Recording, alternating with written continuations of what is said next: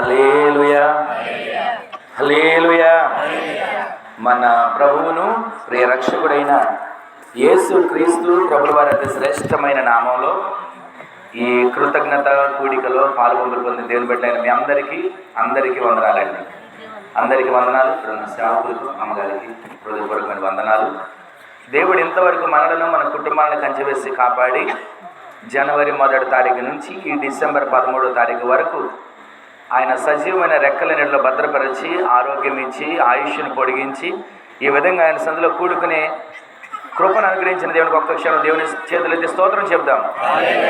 హల్లెలూయా, హల్లెలూయా. కొద్దిసేపు మనం దేవుని మాటలు ధ్యానం చేసుకుందాం. దేవుని మాట జీవం కలిగిన మాట.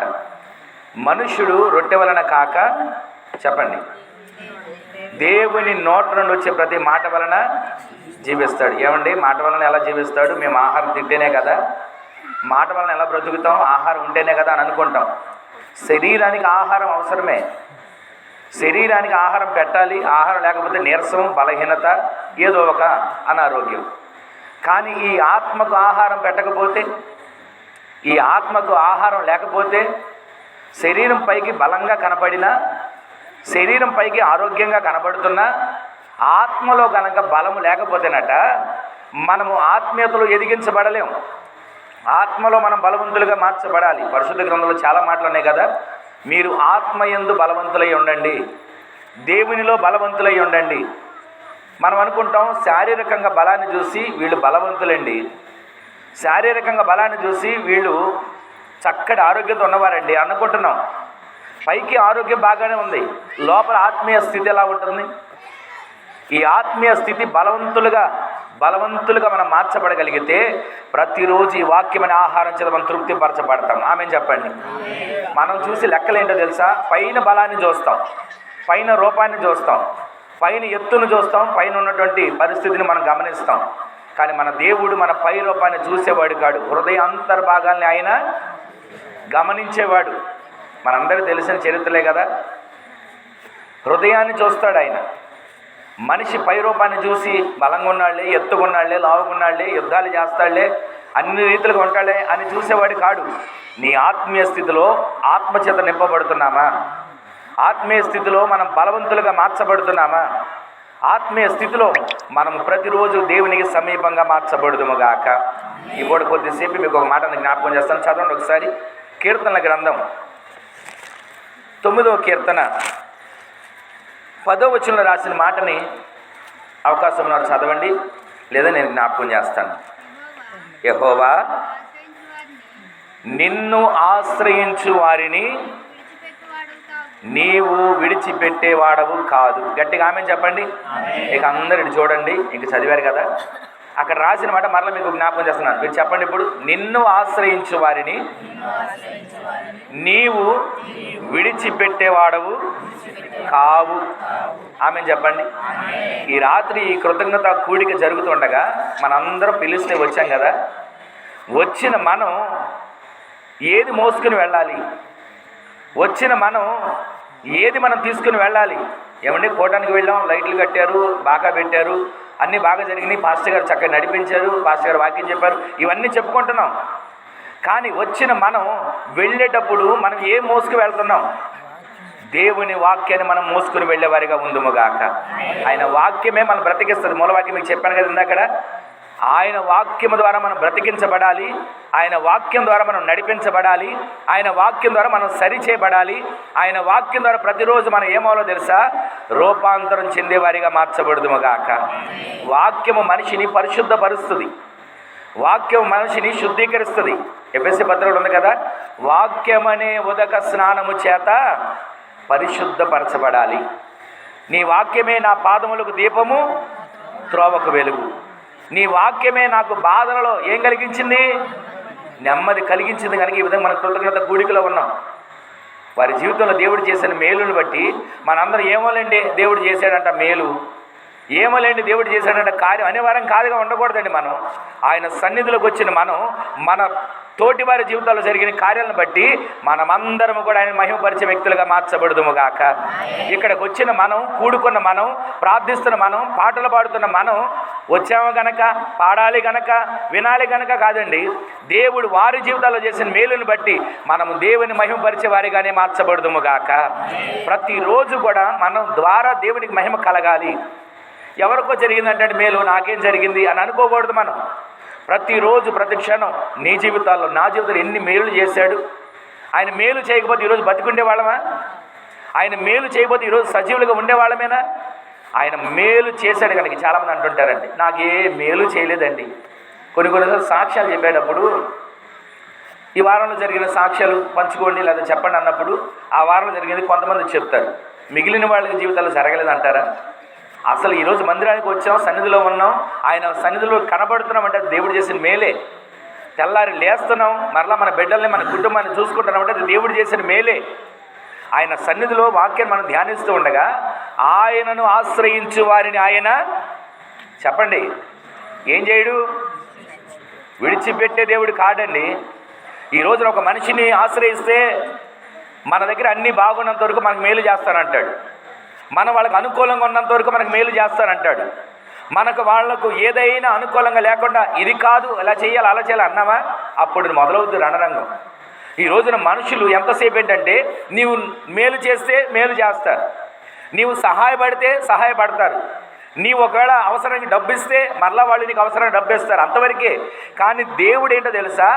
ఆయనను ఎవరైతే ఆశ్రయిస్తారో వెండి వక్కర్లా, బంగారం ఇవ్వక్కర్లా, నిలువు దోపిడీ ఇవ్వక్కర్లా, ఆయన నువ్వు ఆశ్రయిస్తే చాలు, నీవు బ్రతికున్నంతకాలం నిన్ను దేవుడు విడిచిపెట్టాడు. ఆమెను చెప్పండి. నిన్ను మాత్రమే కాదు, ఆశ్రయించిన నీ కుటుంబాన్ని దేవుడు విడిచిపెట్టాడు. గట్టిగా ఆమెను చెప్పండి. ఈరోజు నీ మాటలు వింటున్న మన జీవితంలో ఆయనను ఆశ్రయించాలి. ఎంతమంది పరిశుద్ధ గ్రంథంలో దేవుని ఆశ్రయించిన వాళ్ళు ఉన్నారు? ఎంతమంది పరిశుద్ధ గ్రంథంలో దేవుని వైపు తిరిగిన వాళ్ళు ఉన్నారు? ఈ రోజున ఇక్కడ ఆయన సన్నిధిలో మనం కూడుకొని ఉండగా ఆయనను ఆశ్రయిస్తే మనకు దీవెన పొందుకుంటాం. ఇంతకీ ఆయనకు ఆశ్రయించిన వారి జీవితంలో ఏం జరిగిందో ఒక మాట మీకు జ్ఞాపకం చేస్తాను. సమూయేలు మొదటి గ్రంథం 5వ అధ్యాయం సార్ చూడండి. సమూయేలు మొదటి గ్రంథం 7వ అధ్యాయం మొదటి నుంచి కొన్ని వచనాలు చూడండి.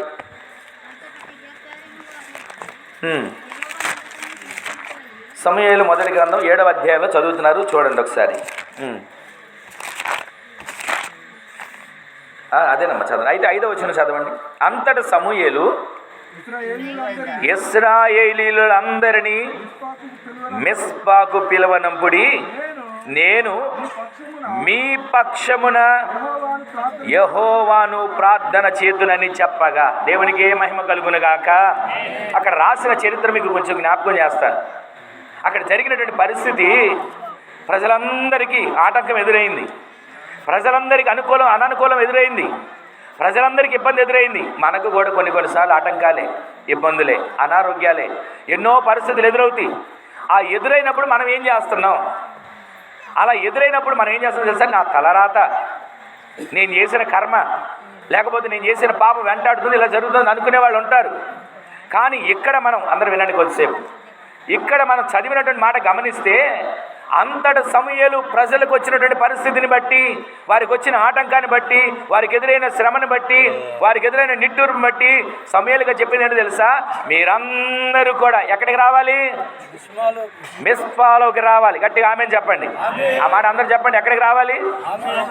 మిస్పాలోకి. మిస్పా అంటే దేవుడు కలిసే స్థలం, మిస్పా అంటే దేవుడు మాట్లాడే స్థలం, మిస్పా అంటే దేవుడు నీకు ముఖాముఖిగా ఆయన దర్శించే స్థలం.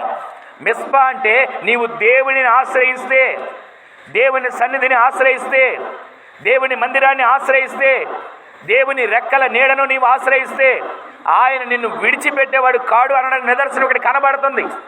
యెహోవా నిన్ను ఆశ్రయించేవారని నీవు విడిచిపెట్టేవాడవు కావు అనే వాక్యం మనం వింటున్నాం కదా. ఎందుకు విడిచిపెట్టకుండా ఉంటున్నాడు? నేను డబ్బుని ఆశ్రయిస్తానండి, దేవుడు నన్ను విడిచిపెట్టకుండా ఉంటాడు.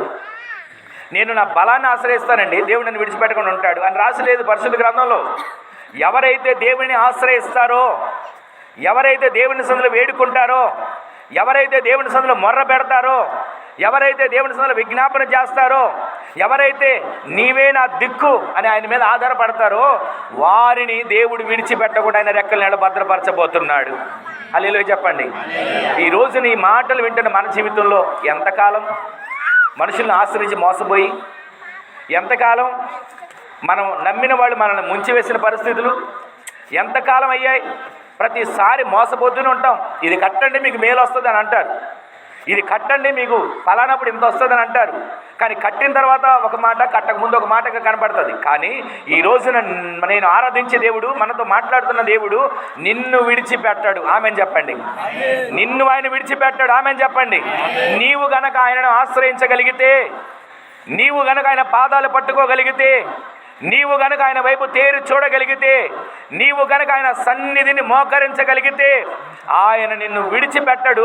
విడిచిపెట్టకుండా నీ పక్షాన ప్రభు కార్యం చేయబోతున్నాడు. ఈ రోజున ఇక్కడ కూర్చున్న ఈ మాటలు వింటున్న మనందరి జీవితంలో అంతట సమూయేలు వాళ్ళందరినీ పిలిపించాడు. మిస్పాలోకి రండి, మిస్పాలో కూడుకొనండి. అయ్యా మిస్పాకు వస్తే మాకేంటి? ఎన్నోసార్లు మందిరానికి వచ్చా మాకే మేలు కలగలేదు, ఎన్నోసార్లు సన్నిధికి వెళ్ళాం మాకే ఉపయోగం రాలా, వెళ్ళిన వారు వెళ్ళినట్లుగా వస్తున్నాం, మా జీవితాలు అలాగే ఉంటున్నాయి అనుకునేవారు ఉంటారు. కానీ నీవు మిస్పాలకు వచ్చిన తర్వాత అక్కడ నీవు చేసిన పని తెలుసా? ఇప్పుడు 6వ వచనం చదవండి. వారు మిస్పాలో కూడుకొని నీళ్లు చేది యెహోవా సన్నిధిని కుమ్మరించడం మొదలుపెట్టారు. దేవునికి మహిమ కలుగునుగాక. నీవు మిస్పాకు రావాలి, మిస్పాలో కనబడాలనేది దేవుడు దేనికో తెలుసా? నీవు మిస్పాకు వచ్చిన తర్వాత నీళ్లు చేదడం మొదలు పెట్టాలి. నీళ్లు చేదడం అంటే మన దగ్గర ఉన్న పంపులో బకెట్ తీసుకుని నీళ్లు పోయడం కాదు, లేదా బావిలో నీళ్లు తోడడం కాదు. నీ హృదయం దేవుని సన్నిధిలోకి వెళ్ళినాక బద్దలవ్వాలి, నీ హృదయం నుంచి నీళ్లు కారాలి. ఆ నీళ్లను చూసిన దేవుడు నీ పక్షాన కార్యాన్ని చేయబోతున్నాడు. ఆ నీళ్లు చూసిన దేవుడు నీ పక్షాన నిలబడబోతున్నాడు. ఈ రాత్రి మనం ఎన్నోసార్లు విన్న మాటలే, తెలియని మాటలు కాదు, మనకి ఏమి కొత్త మాటలు కాదు నేను చెప్పేది. ప్రతిరోజు ప్రతి క్షణం మన ఆత్మీయ జీవితంలో దేవుని సన్నిధికి కలుసుకోవాలి. చిన్న శ్రమ వచ్చినప్పుడు, చిన్న కష్టం వచ్చినప్పుడు ఎటు పరిగెడదాం? ఎవరి దగ్గరికి వెళదాం?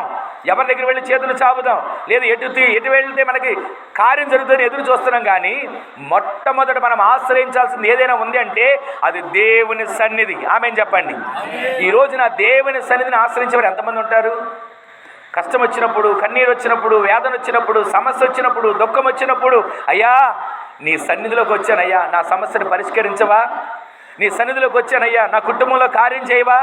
నీ సన్నిధిలోకి వచ్చానయ్యా, నా కన్నిటిని నాట్యముగా మార్చవా అని వేడుకునేవాడు ఎంతమంది ఉంటారండి? ప్రతి దానికి ఎటు వెళితే మేలు కలుగుతుంది, ఎటు వెళితే మేలు కలుగుతుంది. ఈ మధ్య చాలా వరకు చాలామంది ఎలా చేస్తున్నారో తెలుసా? ఎక్కడో ఉన్నారంటండి, కళ్ళు మూసుకొని నాకు ఏం జరుగుతుందో చెప్పేస్తారంట. ఎక్కడో వెళ్తున్నారు, ఇదిగో వాళ్ళు ఫలానా ఇంట్లో ఇది ఉంది అది ఉందని చెప్తున్నారంట. దానికోసం మన పరుగులు తీసి ఏం సాధించుకుంటాం? లేనిపోయిన శాపాన్ని తెచ్చుకోవడమే. దేవుని సన్నిధిని నీవు ఆశ్రయిస్తే, మిస్పాలో నీవు కలుసుకుంటే, మిస్పాలో నీవు కూడుకుంటే, ఆ మిస్పాలో ఉన్నటువంటి దేవుడు నిన్ను దర్శించబోతున్నాడు, నీ కుటుంబాన్ని దర్శించబోతున్నాడు, నీ బిడ్డలను దర్శించబోతున్నాడు. ఈ రాత్రి నేను ప్రకటిస్తున్నటువంటి యేసుక్రీస్తు ప్రభువు మాట ఏంటో తెలుసా? నీవు ఏ సమస్య అయినా వచ్చినా సరే ఆ సమస్యను చూసి కృంగిపోనక్కర్లా, అనారోగ్యాన్ని చూసి కృంగిపోనక్కర్లా, ఆర్థిక ఇబ్బందులు చూసి కృంగిపోనక్కర్లా. నా పరిస్థితి ఏంటి ఎలా అయిపోయింది? ఒకప్పుడు బాగానే ఉన్నానుగా, నా కుటుంబం ఏంటి ఎలా అయిపోయింది? అన్ని కుటుంబం గురించో పరిస్థితుల గురించో నీవు దిగులు పడాల్సిన అక్కర లేదు. ఎందుకో తెలుసా? నీవు కలుసుకోవలసింది ఉండే ఒక స్థలం, నీవు కన్నీరు కార్చవలసిన స్థలం ఒకటి ఉంది, నీవు వేడుకొనవలసిన స్థలం ఒకటి ఉంది, నీవు మొర్ర పెట్టవలసిన స్థలం ఒకటి ఉంది. ఆ స్థలంలోకి నీవు వెళితే మిస్పా అనే దేవుడు కలుసుకున్న స్థలంలోకి ఈ రోజు నుంచి మీరందరూ వెళ్ళుదురుగాక, ఈ రోజు నుంచి మీరందరూ చేర్చబడుదురుగాక. ఏమండి, మేమేమో మందిరానికి వెళ్ళని వాళ్ళు అనుకుంటున్నారా? మిస్పాకి వెళ్ళండి అంటున్నారు. మేము మందిరంలోనే ఉంటామండి, మేము మందిరంలోనే ప్రతి కార్యక్రమాన్ని చేసుకుంటాం, మందిరంలోనే మేము కనబడుతున్నది కరెక్టే, వెళుతున్నారు వాస్తవమే. కానీ మిస్పాకి వెళ్ళిన నీవు చిన్న శ్రమ వచ్చినప్పుడు, పెద్ద శ్రమ వచ్చినప్పుడు, కష్టం వచ్చినప్పుడు, ఏ ఆటంకం వచ్చినప్పుడు మొట్టమొదట నీవు వెళ్ళవలసిన స్థలం ఆయన నివాసం ఉండే స్థలం. ఆమెను చెప్పండి. ఆయన సన్నిధిలో నీవు కనబడితే, మిస్పాలో నీవు కూడుకుంటే ఆయన అక్కడ నుండి నీకు ఏం చేస్తాడో తెలుసా? నీవు వెళ్ళగానే ఆయన సన్నిధిలో వేడుకుంటావు. అయ్యా నా పరిస్థితి 6వ వచనం చదివాం కదా, ఏమని? నీళ్లు చేది యెహోవా సన్నిధిని కుమ్మరించారు. ఈ రోజున మందిరంలోకి వెళ్ళగానే మొట్టమొదటి జరగాల్సిన కార్యం ఏంటి తెలుసా? నీ హృదయంలో నుంచి కన్నీరు రావాలి. ఆమెను చెప్పండి. ఎంతమందికి వస్తుంది కన్నీరు? ఏమండి నాది రాతి గుండండి, నాకు అసలు కన్నీరు రాదు అని అంటారు. నేను ఎప్పుడు ఏడవలేదు అన్నవాళ్ళు ఎవరైనా ఉంటే చేతులు ఎత్తండి ఒకసారి. నేను ఎప్పుడు ఏడవలేదని. ఒకవేళ వాస్తవంగా కన్నీరు రాకపోయినా ఎవరైనా బాగుపడ్డారనుకోండి, ఏడుపు వస్తుందా రాదా? వాడు ఇంత ఇల్లు కడతాడా? ఇల్లు మీద ఇల్లు కడతాడా? వాడు ఇంత కారు కొంటాడా? ఇది బండి కొన్నాడా? కొత్త బండి కొన్నాడా? ఇది ఏడుపు కాదా? ప్రతిరోజు మనం ఏడవలేదు అని అనడానికి లేదు. నేను ఇంతవరకు ఏడవలేదు అని అనడానికి వీలు లేదు. ఎందుకో తెలుసా? ఒకరు బంగారం కొనుక్కున్నా అసూయపడతాం, ఒకరు ఏదైనా వస్తువు కొనుక్కున్నా అసూయపడతాం, ఒకరు బాగుపడతాం ఉన్నట్టు ముందు మనకి కడుపులో ఏం మొదలవుతుంది? మీరు ఎంత మౌనంగా అసలు ఏం తెలియనట్టు ఉన్నారంటే, అస్సలు మొట్టమొదటి మనకి రగిలేది కడుపులో అసలు మంట మొదలైపోతుంది. గ్యాస్ బండ కూడా పేలంత మంట వస్తుంది. ఈరోజు నీ మాటలు వింటున్న మనం మొట్టమొదట మనము దేవుని సన్నిధిలో మిస్పాలోకి వెళ్ళి కన్నీరు గార్చేవారిగా మార్చబడుదుము గాక. ఆ కన్నీటిని చూసిన దేవుడు ఆయన ఆకాశం నుంచి వాగ్దానం ఇస్తాడు. ఇదిగో నన్ను ఆశ్రయించే వారిని నేను విడిచిపెట్టను, నన్ను ఆశ్రయించే వారిని నేను విడిచిపెట్టేవాడను కాను. ఈ రోజున ఆశ్రయించడం మీరు అలవాటు చేసుకోగలిగితే విడిచిపెట్టని దేవుడు మీకు తోడుగా ఉండి నడిపించును గాక. ఆశ్రయించడం మీరు ఆత్మీయంగా మరింత బలపరుచుకోగలిగితే నిత్యము కూడా ఆయన మిమ్ములను మీ కుటుంబములను విడిచిపెట్టకుండా ఆయనే తోడుగా ఉండి నడిపించును గాక. ఇంతకీ ఏం జరిగింది? కొంచెం ముందుకు వెళ్ళి చదవండి. 7వ వచనంలో అనుకుంటా, ఇశ్రాయేల్ మిస్పాలో కూడుకుని ఉన్నారని ఫిలిష్తీయులు విన్నప్పుడు ఇదంతా 10వ వచనం చదవండి అన్న. సమూయేలు దహన బలి అర్పించుచు ఉండగా ఫిలిష్తీయులు యుద్ధము చేయుటకై ఇశ్రాయేల్ మీదకు వచ్చిరి. అయితే యెహోవా, ఆమేన్ చెప్పండి అందరు మరొకసారి, ఆమేన్ చెప్పండి. అక్కడ మరలా వచ్చిన ప్రారంభించండి. అంతటా సమూయేలు 10వ వచనం చదవండి. దహన బలి అర్పించుచు ఉండగా, గట్టిగా ఆమేన్ చెప్పండి. ఎప్పుడు? మిస్పాలోకి వచ్చి నీవు కన్నీరు గార్చాలి. మిస్పాలోకి వచ్చి నీవు దేవుని దహన బలిపీఠం మీద అర్పణగా మార్చబడాలి. ఆ విధంగా మన జీవితాలు మార్చబడగలిగితే, నేనేంటండి అర్పణగా మార్చబడ్డం, నేనేంటండి దహన బలిగా మార్చబడ్డం, అసలు ఏం మాట్లాడుతున్నారు మీరు అని అనుకోవచ్చు. కానీ మన హృదయాన్ని ప్రతిరోజు కూడా విరిగి నలిగిన హృదయం ఆయనకి ఇష్టమైన బలియాగం. ఈ రోజున నీవు విరిగి నలిగిన హృదయంతో దేవుని సందులో బలియాగంగా మార్చబడగలిగితే, విరిగి నలిగిన హృదయంతో దేవుని సందులో నీవు అంగలార్చగలిగితే, కన్నీరు ఆయన పాదాలను తడపగలిగితే, ఆయన సన్నిధిలో నీవు కన్నీరు కార్చగలిగితే, ఇప్పుడు ఆ మాట చదవండి 10వ వచనం. అంతటా సమూయేలు దహన బలి అర్పించుచు ఉండగా ఫిలిష్తీయులు యుద్ధము చేయుటకై ఇశ్రాయేలు మీదకి వచ్చారు. యుద్ధం చేద్దాం. వాళ్ళు దహన బలి అర్పిస్తే ఏంటి, ప్రార్థన చేస్తే ఏంటి, కన్నీరు గారిస్తే ఏంటి, వాళ్ళు ఏది చేస్తే నాకేంటి, నేను వెళ్తా వాళ్ళ మీద పడతా అని అనుకుంటున్నాడు శత్రువు. ఈ రోజున మనము కూడా ప్రార్థించినప్పుడు శత్రువు అనుకుంటాడు వీళ్ళ ప్రార్థన ఎంత, వీళ్ళ కన్నీరు ఎంత, వీళ్ళు చేసేటువంటి స్తుతియాగం ఎంత అనుకొని వాడు ఎన్నో ప్రయత్నాలు చేయాలని చూస్తాడు. కానీ వాడు ఎన్ని ప్రయత్నాలు చేస్తారు ఇప్పుడు జరిగిన మాట ఒకసారి చదవని తర్వాత మాట. అయితే యెహోవా ఆ దినమున ఫిలిష్తీయుల మీద మెండుగా ఉరుములను గురించి వారు తారుమారు చేశాడు. గట్టిగా ఆమేన్ చెప్పండి.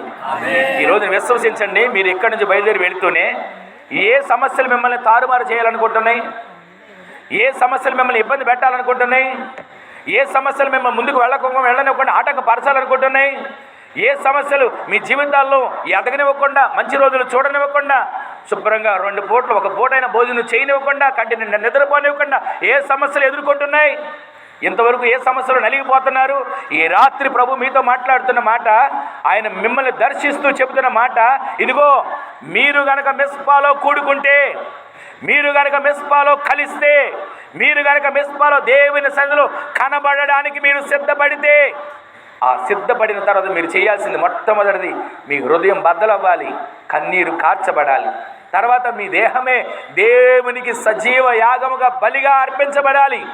అదంతా చూసిన దేవుడు, అరే నా కోసం నా సన్నిధికి వచ్చారే, మిస్పాలో కూడుకున్నారే, కన్నీటితో నా పాదాలు తడిపారే, వారి హృదయాన్నే నాకు బలిగా అర్పించారే, విరిగి నలిగిన హృదయంతో నా సన్నిధిలో నిలిచారే, అని దేవుడు చేసే ఒక గొప్ప కార్యం అని తెలుసా? ఏ అనారోగ్యం అనే ఫిలిస్తీయుడు నీ మీదకి వస్తున్నాడో, ఏ ఆర్థిక ఇబ్బందులనే ఫిలిస్తీయుడు నీ మీదకి వస్తున్నాడో, ఏ నెమ్మది లేకుండా చేయాలని ఫిలిస్తీయుడు నీ మీదకి వస్తున్నాడో, మాట కలవనివ్వకుండా, మంచి రోజులు చూడనివ్వకుండా, కడుపు నిండా ముద్ద తిననివ్వకుండా, కంటి నిండా నిద్రపోనివ్వకుండా ఏ ఫిలిస్తీయుడు ఆటంకపరుస్తున్నాడో, నాకు ఇంకా మంచి రోజులు వస్తాయా అని నిరాశతో ఎదురు చూసే పరిస్థితులు. అలాంటి ఫిలిస్తీయుడు ఎంతటి ఫిలిస్తీయుడు నీ మీదకి వచ్చినా, ఈ రాత్రి నేను ప్రకటిస్తున్న యేసు ఆ ఫిలిస్తీన్లందరినీ తారుమారు చేయబోతున్నాడు. నమ్మిన వాళ్ళు గట్టిగా ఆమేన్ చెప్పండి. ఎలా చేస్తాడు? నీవు మిస్పాలో కనబడితే చేస్తాడు. ఎలా చేస్తాడు? నీవు దేవుని సన్నిధిలో కన్నీరు కారిస్తే చేస్తాడు. ఎలా చేస్తాడు? ఆయన సన్నిధిలో నీవు దహన బలిగా అర్పించబడే వ్యక్తిగా మార్చబడితే ఆయన నీ కొరకు ఆకాశానికైనా ఆజ్ఞయిస్తాడు. ఆమేన్ చెప్పండి. ఎక్కడో ఫలానా వ్యక్తిని పంపిస్తాను, లేదా నా దూతను పంపిస్తాను, లేదా నా దగ్గర ఉన్నటువంటి గొప్పవారిని పంపిస్తాను అనట్లా ఆయన, ఆకాశమా వెంటనే నీ పని ప్రారంభించు. ఉరుములు మెరుపులతో అక్కడ వాళ్ళ మీద వడగండ్లు పడేట్లుగా చేశాడు. అక్కడ అందరు కూడా ఇశ్రాయేలు ప్రజలు బలి అర్పిస్తే మాకేంటండి, మిస్పాలో చేరితే మాకేంటండి, కన్నీరు గారిస్తే మాకేంటండి, మేము వాళ్ళ మీద పడతాం, వాళ్ళని బలహీనులుగా చేస్తాం, వాళ్ళ మీద పడతాం, వాళ్ళ సమస్యలు ముంచెత్తుతాం అని అనుకొని ఫిలిస్తీయుడు తిరుగుతున్నాడు. ఆ తిరుగుతున్న ఫిలిస్తీయుడిని నా దేవుడు తారుమారు చేయబోతున్నాడు. ఆమేన్ చెప్పండి. ఈరోజు ఇక్కడ కూర్చున్న మీలో పైకి చెప్పుకోకపోవచ్చు, ఎన్నో ఫిలిస్తీన్ లాంటి సమస్యలతో నలిగిపోతుంటారు. ఎన్నో ఫిలిస్తీన్ లాంటి ఆర్థిక మందులు వెంటాడుతూనే ఉంటాయి. ఎన్నో ఫిలిస్తీన్ లాంటి మందులు మింగుతున్నా ఆరోగ్యం కలగని పరిస్థితులు కనబడుతూనే ఉంటాయి. కానీ ఈ రాత్రి మీరు విశ్వసించండి, ఏ ఫిలిస్తీయుడు ఎంతవరకు మిమ్మల్ని కలవరపెట్టాలని చూశాడో, ఈ సంవత్సరం ముగింపులో ప్రతి ఫిలిస్తీయుడిని నా దేవుడు తారుమారు చేయబోతున్నాడు. ప్రతి ఫిలిస్తీయుడిని నా దేవుడు మీ కుటుంబంలో తరిమి కొట్టబోతున్నాడు. ఆమేన్ చెప్పండి. ఈ రాత్రి ఇక్కడ కూర్చుని మాటలు వింటున్నా దేవుని బిడ్డలారా, ఒక్కసారి ఏ సమస్య మిమ్మల్ని ఫిలిస్తీయులాగా తరుముతుంది, ఏ సమస్య మిమ్మల్ని నెమ్మది లేకుండా, కష్టపడింది కలిసి రానివ్వకుండా, కుటుంబంలో నెమ్మది లేకుండా వారం అంతా కష్టపడతారు, నెలంతా కష్టపడతారు, తిరిగి చివరి చూసుకుంటే చిల్లు సంచులు వేసినట్లుగా మార్చబడిపోతుంది. మళ్ళీ ఎప్పుడు వస్తుందా జీతం, మళ్ళీ ఎప్పుడు వస్తుందా కూలి డబ్బులు అని ఎదురు చూస్తూ ఉంటాం. ఆ పరిస్థితులు కలగడానికి కారణం ఏంటి తెలుసా? ఫిలిస్తీయుడి కుటుంబాల్లో జరబడి వాడు విచ్ఛిన్నమైపోయి ఆ కుటుంబాలను చిన్నాభిన్నం చేయాలని చూస్తున్నాడు. అయితే నీవు చేసినది తెలుసా? ఫిలిస్తీన్ చూసి భయపడటం, ఫిలిస్తీన్ చూసి కృంగిపోవటం, సమస్యలు చూసి బాధపడటం, రాత్రంతా రేపు ఏమైపోతుందో అని నిద్ర లేకుండా పడుకొని అలాగే కళ్ళు తెరిచి చూడటం, అప్పగించి చూడటం కాదు. నీవు మొర్ర పెట్టగలిగితే, నీవు మోకరించగలిగితే, నీవు ప్రార్థించగలిగితే, నీవు కన్నీరు కార్చగలిగితే, నా దేవుడు నీవు మిస్పాలో కూడుకొని కన్నీరు కార్చినప్పుడు, మిస్పాలో కూడుకొని దహన బలి అర్పించినప్పుడు, నీవు మిస్పాలో కూడుకొని ఆయన వైపు చేతులు ఎత్తినప్పుడు ఆయన నీ కొరకు ఆకాశానికి ఆజ్ఞ ఇవ్వబోతున్నాడు. ఆమేన్ చెప్పండి. ఆజ్ఞ ఇస్తే ఏం జరుగుతుందో తెలుసా? మనిషిని పంపిస్తే ఏం కార్యం చేస్తాడు? నేను ఉన్నాలే నీకు తోడు అంటాడు, లేదా నేను కూడా నీతో పాటు నడుస్తాలే అంటాడు. కానీ ఆయనే ఆకాశానికి ఆజ్ఞ ఇచ్చి నిన్ను కలవరపెడుతున్నా, నీ కుటుంబాన్ని కలవరపెడుతున్నా, నీ బిడ్డలను కలవరపెడుతున్నా, నీ ఆర్థిక పరిస్థితిని కలవరపెడుతున్నా, ప్రతి ఫిలిస్తీయుడైన శత్రువుని ఈ రోజు నుంచి నా దేవుడు తారుమారు చేయను గాక. రాబోతున్న సంవత్సరంలో మీరు ఈ వాగ్దానాలన్నింటినీ చేతబట్టుకుని నడవండి, దేవుని సందులో కూడుకొనండి, మిస్పాలో ఆయన సందులో కన్నీరు కార్చండి, ఆయన సందులో బలిపీఠం కట్టండి.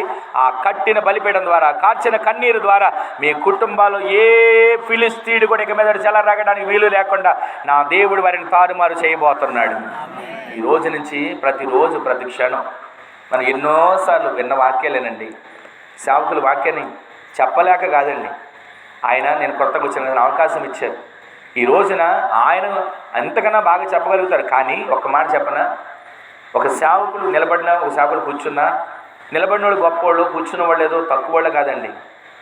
వారు కూర్చున్నారంటే మరొకరికి విలువ ఇచ్చారు, మరొకరికి గౌరవం ఇచ్చారు. ఈ రోజున మనందరం కూడా ఇక్కడికి వచ్చింది దేనికో తెలుసా? ఆయన వాక్యాన్ని మనం మోసుకొని వెళుదుము గాక, ఆయన సన్నిధిని మనం మోసుకొని వెళుదుము గాక, ఆయన ప్రసన్నతను మనం మోసుకొని వెళుదుము గాక. మోసుకొని వెళితే ఏం జరుగుతుంది? నీవు ఇంట్లో అడుగు పెడుతూ ఉండగానే, ఆ వాక్యము నువ్వు నోటితో పలుకుతుండగానే ప్రతి ఫిలిస్తీయుడు తారుమారు అవబోతున్నాడు. చెప్పండి ఆమేనని. కుటుంబాల్లో నాకు ఏ కలవరం లేదండి, నాకు ఏ బాధ లేదండి అనడానికి లేదు. ప్రతి ఒక్క జీవితంలో ఏదో ఒక కలవరం, ఏదో ఒక సమస్య, ఏదో ఒక ఆటంకం, ఏదో ఒక ఇబ్బందితో నలిగిపోతున్నారు. అయితే ఈ రాత్రి మీరు ఆయన ఆశ్రయించగలిగితే, మీరు ఆయన సన్నిధిలో వేడుకోగలిగితే, మీరు ఆయన సన్నిధిలో మొర్ర పెట్టగలిగితే ఆశ్రయించిన మిమ్మల్ని ఆయన విడిచిపెట్టడు. ఈ మాట మీరు మనసులో పెట్టుకోండి. ఆయన ఆశ్రయించిన మిమ్మల్ని ఆయన విడిచిపెట్టేవాడు కాడు. విడిచిపెట్టకుండా ఉండాలంటే మీరు మెస్పాకి వెళ్ళాలి. విడిచిపెట్టకుండా ఉండాలంటే మీరు దేవుని సన్నిధిలో కన్నీరు కార్చాలి. విడిచిపెట్టకుండా ఉండాలంటే మీకు మీరే దేవునికి బలిగా అర్పించుకోవాలి. అప్పుడు ఆయన నీకు ఉన్న ఏ సమస్య అయినా, ఏ ఇబ్బంది అయినా అది నీకు ఇక మీద సమస్యగా కనబడక దానిని నా దేవుడు తారుమారు చేయబోతున్నాడు. ఈ రోజున ఈ మాటలు వింటున్న మన జీవితంలో ప్రతిరోజు ప్రతి క్షణం ఆయన వాక్యాలు వింటూనే ఉంటాం, ధ్యానిస్తూనే ఉంటాం, నడిపించబడుతూనే ఉంటాం. కానీ ఆయనను ఆశ్రయించే గుంపులో మనం ఉండాలి. ఇలాగేనంట అందరూ పండగ చేసుకుంటున్నారు. యెరూషలేముకు ఒక్కసారి, సంవత్సరానికి ఒకసారి వెళ్ళి ఏటేటా మొక్కుబడులు చెల్లించుకొని వారికి పండగ చేసుకునే అలవాటు. ఆ క్రమంలో అందరూ వెళ్ళి సన్నిధిలో ఉండడం కన్నా బయట ఏం వండుకుందాం, ఏం తిందాం, ఎలా చేసుకుందాం, ఎలా పండగ చేసుకోవాలి అన్ని ఆలోచనలో ఉన్నారు. కానీ ఒకే ఒక స్త్రీ ఎక్కడికి వెళ్ళిందో తెలుసా? దేవుని సన్నిధికి వెళ్ళింది. ఆమె చెప్పండి. సన్నిధికి వెళ్ళి తనకేమైనా డబ్బు లేక వెళ్ళిందా? సన్నిధికి చెప్పండి. భర్త లేక వెళ్ళిందా? పెళ్ళి కావాలని వెళ్ళిందా? లేకపోతే తనకేదైనా ఆస్తి కావాలని వెళ్ళిందా? సన్నిధికి వెళ్ళి ఆమె ఏం చేస్తుందో తెలుసండి. తీసిన వాళ్ళని చూడండి. సమూయేలు మొదటి గ్రంథం 1వ అధ్యాయం 10వ వచనం రాసి ఉంటుంది ఒక మాట. ఆమె ఏం చేసిందో, మొదటి గ్రంథం 1వ అధ్యాయం 10వ వచనం. ఆమె బహు దుఃఖాక్రాంతురాలై వచ్చి యెహోవా సన్నిధిని ఏం చేస్తుందండి? ప్రార్థన చేస్తుంది. మరి ఊళ్ళో ఆ ఏటేటా పండగకు వచ్చిన వాళ్ళందరూ ఏం చేస్తున్నారు? వాళ్ళు పండగ హడావుళ్ళు ఉన్నారు. ఏం వండుకుందాం, ఏం తెచ్చుకుందాం, ఎలా చేసుకుందాం, ఎలాగా ఇవన్నీ సిద్ధపరచుకుందాం, ఆ హడావుళ్ళు ఉన్నారు. పండగ హడావుళ్ళు ఉన్నారు, పండగ హడావుళ్ళు ఉన్నారు. కానీ దేవుని సన్నిధికి వెళ్ళే హడావుళ్ళు ఒకే ఒక వ్యక్తి ఉందండి. ఈ రోజున ఒక మాట చెప్తున్నాను. మన ఇంట్లో మన కుటుంబం అంతా దేవుని సన్నిధిలో కనబడాలి. ఆమెను చెప్పండి. కుటుంబం అంతా దేవుని సన్నిధిలో మోకరెళ్ళాలి. ఆమెను చెప్పండి. ఇప్పుడు దేవుని సన్నిధికి వెళ్ళకపోతే మాకు ఏముందంట, నష్టం ఏంటంట అనుకునే వాళ్ళు కూడా ఉంటారు. కానీ దేవుని సన్నిధికి వెళ్తేనండి అక్కడ దేవుని సన్నిధిలో యెషయా గ్రంథంలో ఉంది కదా, నా ప్రార్థన మందిరములో నేను వారిని ఆనందింపజేస్తాను. ఆమెను చెప్పండి. ఏమంటే ప్రార్థన మందిరంలో ఆనందం ఏంటి? లోకంలో రకరకాల ఆనందాలు ఉన్నాయి. ఎగ్జిబిషన్కి వెళ్ళి ఆనందం ఒకరికి ఉంటుంది, సర్కస్కి వెళ్ళి ఒక ఆనందం ఒకరికి ఉంటుంది, లోకంలో సీరియల్కు ఆనందం ఉంటుంది, సినిమాకు ఆనందం ఉంటుంది, రకరకాల ఆనందాలు ఉన్నాయి. కానీ పరిశుద్ధ గ్రంథంలో రాసిన మాట తెలుసా? నా ప్రార్థన మందిరంలో నేను వారిని ఆనందింపజేస్తాను. ఆమె దేవుని సన్నిధికి వెళ్ళింది. ఆయన సన్నిధిలో కన్నీరు కాస్తుంది. అక్కడ ఉన్న యాజకుడు కూడా అనుకున్నాడు, ఈమెంటి పొద్దున్నే మత్తురాల ఏమైనా వచ్చిందా, ఏమైనా పుచ్చుకొని వచ్చిందా అన్నట్లుగా మాట్లాడుతుంటుంటే ఆమె అన్న మాట చక్కగా ఉండదండి. నీ సేవకురాలనైన నన్ను మరొక జ్ఞాపకం చేసుకో, నీ సేవకురాలనైన నన్ను విడిచిపెట్టొద్దు, నీ సేవకురాలైన నాకు ఒక మగబిడ్డను దయచేయి. ఆమె ప్రతి దానికి దేవుని సన్నిధిలో బతిమిలాడుతుందండి. దేవుని సన్నిధికి వెళ్ళిన తర్వాత మనం కన్నీరు కార్చాలి. ఒకటి, దేవుని సన్నిధికి వెళ్ళిన తర్వాత మనమే దేవునికి బలిగా అర్పించబడాలి. 2, దేవుని సన్నిధికి వెళ్ళిన తర్వాత మనం బతిమిలాడడం మొదలు పెట్టాలండి. ఎందుకు బతిమిలాడాలి? ఒక తండ్రి దగ్గర చిన్న పిల్లోడు ఏదైనా కావాలంటే ఎంతసేపు బతిమిలాడతాడు? ఒక తండ్రి దగ్గర తన కూతురు, కుమార్తె తనకి ఏదైనా అవసరమైతే ఎంతసేపు బతిమిలాడుతుంది? బతిమిలాడిన తర్వాత నేనేమను అన్నవాడు కూడా మామూలుగా అడిగితే ఏమని అంటాడేమో, కానీ బతిమిలాడిన తర్వాత ఏం చేస్తాడు? దగ్గరికి తీసుకొని ఏం కావాలమ్మా, ఏం తెచ్చుకుంటావు అని అడిగేస్తాడు.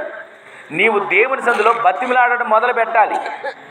దేవుని సందులో బతిమిలాడటం నేర్చుకోవాలి. ఏమంటే మాకు అసలు అది అలవాటు లేదండి.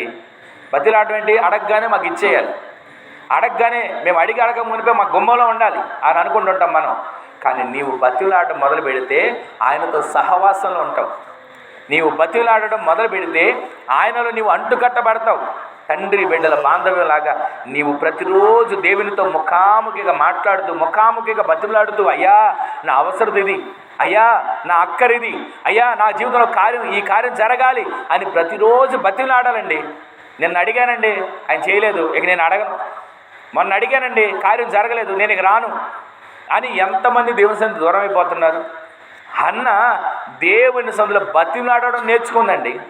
బతిమలాడి అక్కడ అదే పనిగా ఏడుస్తూ ఉంటే అక్కడ ఉన్న యాజకుడు ఒక మాట అంటాడండి. ముందు రకరకాలుగా అన్న, తర్వాత అంటాడు, ఇశ్రాయేలు దేవునితో నీవు చేసుకున్న మనవి ఆయన ఆలకించాడు. గట్టిగా ఆమె చెప్పండి. ఈ రోజున నీవు సన్నిధిలోకి వెళ్ళినప్పుడు, మిస్పాలోకి వెళ్ళినప్పుడు, నీళ్లు చేదడం కన్నీళ్ళతో నీవు ఆయన పాదాలు కడిగినప్పుడు, ఆయన సన్నిధిలో ప్రతిరోజు కూడా నిన్ను నీవు దహనబలిగా అర్పించుకుంటున్నప్పుడు, ఒక సేవకులు చెప్పేవాళ్ళండి, మనమట పాట పాడిన ప్రార్థన చేసిన మన హృదయంలో ఉన్న అవయవాలంట దేవుని కొరకు ఖర్చు అవ్వాలంటండి. మన హృదయంలో దేవుని కోసం మన అవయవాలు ఖర్చు అవ్వాలంట. ఆయన అనే మాట ఎలా ఉండదు తెలుసా? నువ్వు కార్యాలు కరగాలి దేవుని సన్నిధిలో అని అనేవాడండి. ఈ రోజున మనం దేవుని సన్నిధిలో ఎంతగా స్తుతించగలుగుతున్నాం, ఎంతగా ఆయన సన్నిధిలో ప్రార్థించగలుగుతున్నాం, ఎంతగా బలి అవ్వగలుగుతున్నాం? మనలో ఏముందండి మంచి? ఎందులో మంచివారం? దేనిలో మనం గొప్పవారం? మన దేవుడు ఆయుష్ ఇస్తే బ్రతుకుతున్నాం, మన దేవుడు పోషిస్తే తినగలుగుతున్నాం, మన దేవుడు ఒక పని ఇస్తే చేసుకోగలుగుతున్నాం, మన దేవుడు కనికరం లేకుండా మనం ఏం సాధించగలం? ఈ రాత్రి ఇక్కడ కూర్చున్నటువంటి ప్రతి ఒక్కరి జీవితాల్లో ప్రతి వారు కూడా ఆయనను మాత్రమే ఆశ్రయించే వారిగా మార్చబడుదుముగాక. పాఠంగా మనుషులు నమ్ముకొని మోసపోయాను, వారిని నమ్మి ఇబ్బంది పడ్డాను, వాళ్ళు ముంచేసిన తర్వాత నష్టాల పాలైపోయానని ఈ రోజున మనుషులను నమ్మి ఎంత కాలం మునిగిపోయినా నీవు దేవుని ఆశ్రయించగలిగితే, మిస్పాలోకి నీవు చేరగలిగితే, ఆ మిస్పాలో ఉన్న దేవుడు నీ ప్రతి కదలికని గమనించుతున్నాడు. ఆమె చెప్పండి. ఆ మిస్పాలో ఉన్న దేవుని సందులో నీవు కన్నీరు గార్చాలి. మొదటిది, ఆ మిస్పాలో ఉన్న దేవుని సందులో నీ హృదయాన్ని ఆయనకు బలియాగంగా అర్పించాలి. ఆ మిస్పాలో ఉన్న దేవుని సందులో మూడో విషయం ఏంటి తెలుసా? నీవు ఆయనని బతిమిలాడడం నేర్చుకోవాలి. అలా బతిమిలాడగలిగితే ఆయన నిన్ను విడిచిపెట్టాడు. అక్కడ రాసిన మాట సమయం మొదటి ఒక చక్కటి మాట ఉంటుంది, నాట నుండి ఆమె దుఃఖముఖిగా ఉండుట మానెను. ఈ రోజున అప్పటి వరకు దుఃఖం, అప్పటి వరకు వేదన, ఎప్పుడైతే దేవుడి సందికి వెళ్ళి బతిమిలాడతామో ఆ రోజు నుంచి మన దుఃఖం అంతా తొలగించబడుతుంది. ఆమె చెప్పండి. మీకు అర్థమవుతుందండి మాటలు? మన జీవితంలో మెస్పాకి వెళితే కన్నీరు కార్చాలి, మెస్పాకు వెళితే నీ హృదయం దేవునికి బలిగా అర్పించాలి, మెస్పాకు వెళితే నీవు బతిమిలాడటం నేర్చుకోవాలి. అలా నేర్చుకున్న తర్వాత దేవుడు ఏం చేస్తాడో తెలుసా? నాట నుండి, ఏ రోజైతే నువ్వు మెస్పాలో ఈ 3 కార్యక్రమాలు చేస్తావో నాట నుండి నా దేవుడు నీ ముఖం మీద ఉన్న దుఃఖాన్ని తొలగించబోతున్నాడు. కొంతమంది పైకి నవ్వుతారు, బాధ ఏమీ లేదన్నట్టు నవ్వుతారు, కానీ గుండె నిండా ఏముంటుంది? బాధ. పైకి నవ్వినంత మాత్రాన గుండెలో బాధ లేదంటారా? నవ్వు ముఖం కనబడినంత మాత్రం మనసులో వేదన లేదంటారా? ప్రతిరోజు ఏదో ఒక సమస్యతో మనిషి కృంగిపోతాను అంటున్నాడు. అయితే నేను చేసిన పని ఏంటి తెలుసా? ప్రతిరోజు మిస్పాలో దేవుని సందులో మనం కూడుకోవాలి, ప్రతిరోజు మిస్పాలో ఆయన సందులో మనం కలుసుకోవాలి, ప్రతిరోజు మిస్పాలో ఆయనతో కూడా నీవు సహవాసం చేసే వ్యక్తిగా మార్చబడదువు గాక. ఇలాగేనంట ఒక వ్యక్తి తన పిల్లాడికి బాగోని పరిస్థితుల్లో యేసుక్రీస్తు ప్రభువారి దగ్గరికి వారి శిష్యుల దగ్గరికి తీసుకొచ్చాడు. ఇది మార్క్స్ వార్తలో మనకు కనబడుతుంది. తీసుకుని వెళ్ళిన తర్వాత అక్కడ ఉన్నటువంటి శిష్యులందరూ కూడా ఆ పిల్లడి కొరకు ప్రార్థన చేశారు, వీడు బాగుపడాలని. వాడు ఎంత అరిచరిచి ప్రార్థన చేసినా ఆ పిల్లడికి స్వస్థత రాల. ఆ తండ్రి అనుకున్నాడు, ఎందుకు తీసుకొచ్చాను ఇక్కడికి, బాగుపడతారనుకుంటే ఇవి బాగుపడలేదు పిల్లడని బాధపడుతుంటే ఈలోపు యేసుక్రీస్తు ప్రభువారు వచ్చారు. రాగానే యేసుక్రీస్తు ప్రభువారిని ఆ తండ్రి ఏమడికి తెలుసా? అయ్యా, నా బిడ్డ బాగవుతాడని చెప్పి ఇక్కడ తీసుకొచ్చాను, నా బిడ్డని బాగు చేస్తారు, మీరేదో ఆరోగ్యవంతుడిగా మారుస్తారని చెప్పి ఇక్కడ తీసుకొచ్చారు. మీ శిష్యులు పొద్దు నుంచి ప్రార్థన చేస్తున్నారయ్యా, నా బిడ్డలో ఏ మార్పు రాలా, నా బిడ్డలో ఏమాత్రం ఆరోగ్యం కనబడలా. ఒకవేళ ఇప్పుడు నువ్వు వచ్చావు కదా, నీ వలనన్నా అయితే నా బిడ్డను బాగు చేయవా?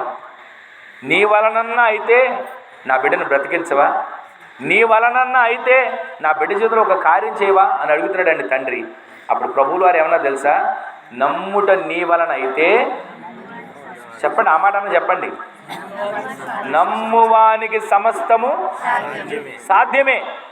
ఆ మాట చెప్పాం కదా. మనం ఎంత నమ్ముతున్నాం, మనం ఎంత నమ్మాలి, ఎంత విశ్వాసం ఉండాలని చెప్పాడు దేవుడు మనకి ఉపమాన రీతిలో. ఎంత అండి ఆ గింజ? అంత ఆవ గింజంత విశ్వాసం ఉంటే చాలు, ప్రభు కార్యాన్ని చేస్తాడు. ఆవ గింజంత విశ్వాసం ఉండి ఏం పలకమన్నాడు? ఆ కొండ ఎత్తబడి సముద్రంలో పడవేయబడును కాకని పలకమన్నాడు. ఆ మాట పలకమనకి మనం పలికితే ఎత్తి సముద్రంలో పడుతుంది అని మనమేమనుకుంటాడు మనసులో? అయ్యా, సముద్రంలోకి కొండ ఎత్తిపడడం అంటే మామూలు విషయం కాదు కదా. నేను పలికినంత మాత్రాన కొండ లేస్తుందా, నీళ్ళలో పడుతుందా? ఈ అవిశ్వాసం చాలు కదండి కొండ లెక్కకుండా ఉండటానికి. మన జీవితంలో దేవుని వాగ్దానాలు పొందుకుంటున్నాం, వాగ్దానాలు స్వతంత్రించుకుంటున్నాం, కానీ ఆ వాగ్దానాలు విశ్వసించలేకపోతున్నాం. నిన్ను స్వస్థపరిచే యెహోవాను నేనే, నా గాయముల ద్వారా నీకు స్వస్థత. ఎన్ని మాటలు ఉన్నాయండి. ఆయన రక్తం ద్వారా స్వస్థత, ఆయన కార్చిన రక్తం ద్వారా స్వస్థత. కానీ ఇవన్నీ మనం విశ్వసించలేము. కొండ అలాగే ఉంటుందయ్యా. కొండ కావాలంటే ప్రొక్లేన్ కావాలి, మనుషులు కావాలి, మిషనరీ కావాలి. అది మనం ఆ విశ్వాసం. ఆవగింజంత విశ్వాసం వచ్చని ప్రభు చెప్తుంటే మనం గుమ్మడికాయ అంత అవిశ్వాసాన్ని పెట్టుకొని కార్యాలు చూడలేకపోతున్నాం. ఈ రోజున నమ్ముట నీ వలన అయితే, నమ్మువానికి, ఎవరైనా సరే నమ్మే ప్రతివానికి నా దేవుడి కార్యం చేస్తాడని నమ్మాలి. డాక్టర్లు అసాధ్యమని అన్నారు, డాక్టర్లు మా వల్ల కాదని అన్నారు. అయినా నీవేం చేయాలో తెలుసా? నా దేవుడు కార్యాన్ని చేస్తాడు. ఆమేన్ చెప్పండి. నా దేవుడు బ్రతికిస్తాడు. ఆమేన్ చెప్పండి. నా దేవునికి సమస్తము సాధ్యమే. ఈ విశ్వాసం మనలో ఉండాలండి. మనలో గుమ్మడికాయంత అవిశ్వాసం పెట్టుకొని దేవుడా కార్యం ఎలా జరుగుతుందో, డాక్టర్లు అవదన్నారు, ఇక అంతేనేమో, డాక్టర్లు వల్ల కాదన్నారు, ఇక మా పరిస్థితి ఏంటో అని చెప్పి మనం గుండెని నిబ్బరం చేసుకోలేక గుండెని బలహీనపరుచుకుంటాం. ఒక మాట చెప్పనండి, ఇలాగేనంట ఒక తల్లికి బాగోలేదని తెలిస్తే హాస్పిటల్కి, ఒక ఆయనకి బాగోలేదని తెలిసి ఆ తల్లి వెళ్ళిందంట హాస్పిటల్కి. డాక్టర్ గారు చెప్పాడంట, అమ్మా ఇదిగో ఈయన కొన్ని నెలలు ఉంటాడు అని ఏదో చెప్పారు. ఈ తల్లి వెంటనే పాట మొదలుపెట్టిందంట. అనే మాట మొదలుపెట్టి అక్కడికి వెళ్ళిందంట, అయ్యా డాక్టర్లు అయిపోయిందన్న నీ పని, డాక్టర్లకి నువ్వు ఎన్ని రోజులు బతకని చెప్పేశారు. ఆ మాట చెప్తే ఆ మనిషి ఎలా ఉంటాడు చెప్పండి? విన్న మనిషి 6 నెలలు బతుకుతానన్న వ్యక్తి 6 రోజులు కూడా బతకలేదంటే. నీ మాట ఒక మనిషిని బ్రతికిస్తుందా, మనిషిని నిలబెడుతుందా? అదే మాట నువ్వు వెళ్ళి ఆ మనిషిని ఏం చెప్పాలో తెలుసా? ఏం పర్లేదంట, డాక్టర్ గారు నీకు ఆరోగ్యం వచ్చిందని చెప్పారు, కొద్దిగా మందులు వాడితే సరిపోద్ది, మంచి రోజులు చూస్తావు, నీకు దేవుడు మంచి ఆయుష్ ఇస్తాడు అని ఆ మాట చెప్తే 6 నెలలు బతికేవాడు కూడా 60 సంవత్సరాలు బ్రతుకుతాడు. ఆమేన్ చెప్పండి. ఆ విషయం చెప్పే మాటలో ఎలా ఉంటుంది? అందుకే ఆయన అంటాడు, ఆయన వాక్కును పంపి స్వస్థపరిచాడు. 107:20 కీర్తనలో 107:20 కీర్తనలో మాట్లాడుతుంది, ఆయన తన వాక్కును పంపి వారిని బాగు చేశాను. ఆమేన్ చెప్పండి. ఈ రోజున ఆయన వాక్కు పంపాలంటే ముందు నీ వాక్కు అడ్డం పడుతుంది. ఇక అవడంతా ఇక అయిపోయిందంట, ఇక మంచి రోజులు రావంట. ఈరోజు మన నోట ఏం పలుకుతున్నాం? ఒక మాట చెప్తాను వినండి. మీ పిల్లల్ని ప్రతిరోజు లేవగానే మీరు ఏం చేయాలి తెలుసా? వీడు బతికింతే, వీడికి మారడీడు అని అంటుంటాం చూసారా? మనం ఆ మాట అనే కొద్దిగంట దేవుడు ఆ మాటను స్థిరపరుస్తాడు. అందుకే ఆ మాట కాదు, లేవగానే నీ పిల్లల్ని దీవించడం మొదలు పెట్టండి. ఆమేన్ చెప్పండి. నీ ఇంటిని ప్రభు ప్రతిరోజు కృపతో నింపాడని నీ నోటితో పలకండి. ఆమేన్ చెప్పండి. ఈరోజు మన నోటితో ఏం పలుకుతాం? మన నోటితో ప్రతీది కూడా వ్యతిరేక పదాలే పలుకుతుంటాం. కానీ మన నోటితో పలకాల్సింది, ఒకరిని దీవించే వ్యక్తులుగా నీవు మార్చబడదువు గాక. ఒకరిని నీవు దీవించినా, ఒకరికి నీవు శుభం పలికినా అది నీకు మరలా మేలుగానే నీ దగ్గరికి వస్తుంది. బోయాజు తన పొలంలో పని చేస్తున్న వాళ్ళని అన్నాడంట, యెహోవా మిమ్మల్ని దీవించును గాక అని అన్నాడంట. అనగానే అక్కడ వాళ్ళందరూ ఏమన్నా తెలుసా? యెహోవా నీకు తోడై ఉండును గాక అన్నారు. అది మనమైతే ఏం చేస్తాం? యెహోవా నీకు దీవించును గాక అంటే చెప్పరేంటండి? యెహోవా మిమ్మల్ని దీవించును గాక అని అన్నాను అనుకోండి, వెంటనే ఏమంటారు మీరు? అది కూడా అనరండి, ఆమెనని కూడా అనరా? ఆమెను అంటాం. కానీ అక్కడ వచ్చినటువంటి అర్థం ఏంటి తెలుసా? మిమ్మల్ని దీవించును గాక అనగానే అటు నుంచి యెహోవా నీకు తోడై ఉండును గాక అనే మాట వస్తుంది. ఆమేన్ చెప్పండి. ఈ రోజున మనము ఒకరిని దీవిస్తే ఆ దీవెన ఎన్ని సప్త సముద్రాలు దాటినా సరే మరలా నీ దగ్గరికి దీవెనగానే రాబోతుంది. ఆమేన్ చెప్పండి. ఈ రోజున మన మాట మనకు తెలుసు కదా, మనం ఏది విత్తితే అదే కోస్తాం. వరి విత్తి గోధుమలు రావండి వస్తుందా? గోధుమలు విత్తి ఏదైనా చిక్కుడుకాయలు రావండి వస్తాయా? ఈ రోజున మనం ఏది విత్తుతామో అదే కోస్తాం. నీవు మంచి విత్తాలి, ప్రార్థనని విత్తనాలు విత్తాలి, అది మొలకెత్తి ఫలభరితమైనటువంటి జీవితాన్ని నీ బిడ్డలకు ప్రభు దయచేయును గాక. నీ బిడ్డల కోసం కన్నీరు కార్చే తల్లిగా ఉండాలి. నీ భర్త కోసం ప్రతిరోజు దేవుని సందులో రోధించే వ్యక్తిగా నువ్వు మార్చబడాలి.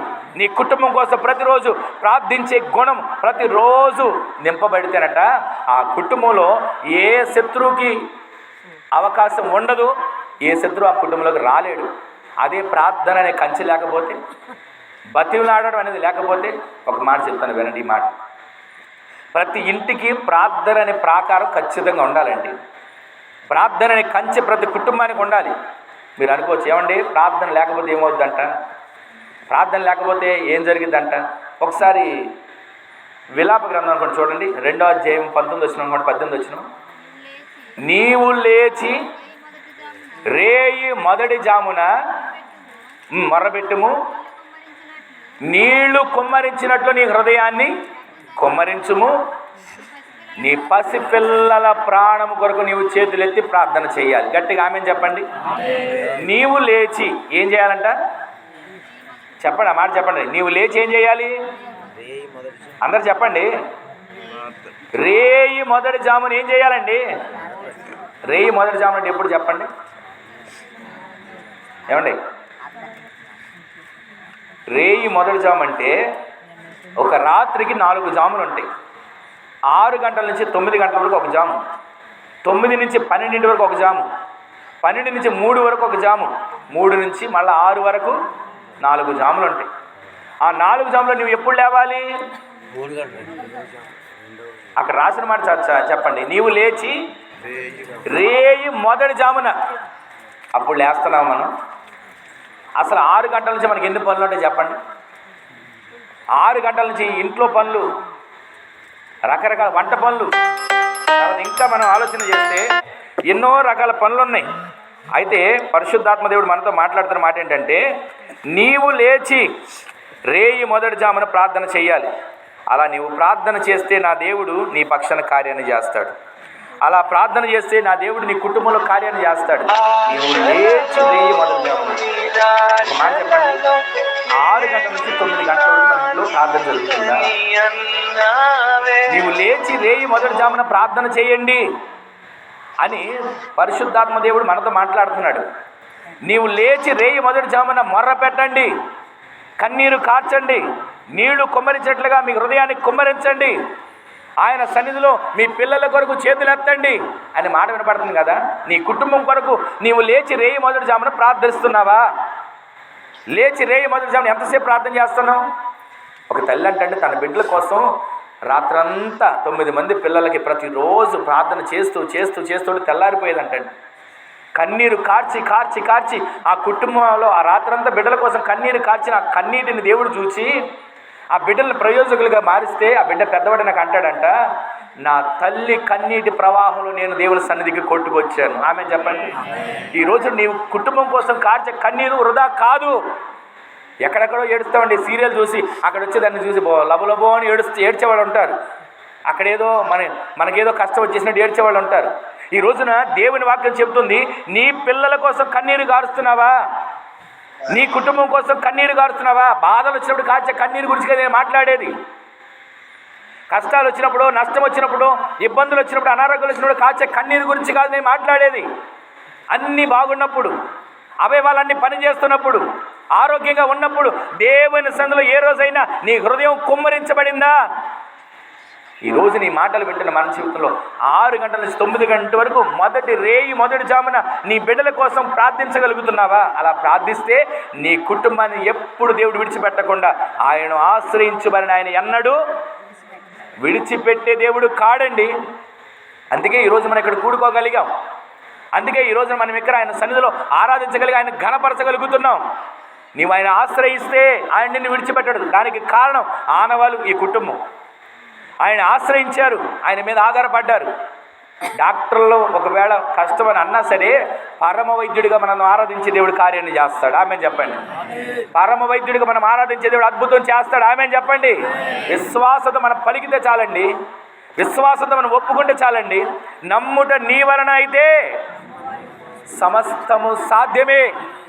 ఆ సాధ్యమే అన్న మాట చెప్పినా కూడా ఆయన ఏమంటారు తెలుసా? అయ్యా, నాలో అపనమ్మకం ఉండకుండా నా కోసం వేడుకు. ఈరోజు అంటే మనిషిలో అపనమ్మకం, మనిషిలో అవిశ్వాసం ప్రతిరోజు చోటు చేసుకుంటుంది. కానీ నమ్మడం నీ వల్ల అయితే, నమ్మడం నీ వల్ల అయితే, నమ్మడం నీ వల్ల అయితే, నమ్మిన నీకు సమస్తము దేవుడు సాధ్యపరచబోతున్నాడు.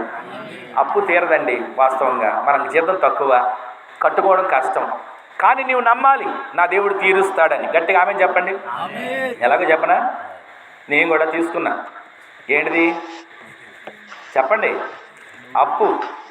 ఇప్పుడు కట్టిన మన ఇంటి మీద అప్పు తీసుకున్నాను, అలాగే వంశీ పరిచయం అలా తీసుకున్నాను. నెలల కట్టడం నాకు కష్టమే, కానీ దేవుడు 1 సంవత్సరం తర్వాత మొత్తం బాకీని క్లియర్ చేశాడు. ఆమె చెప్పండి. ఎలా చేశాడంటారు?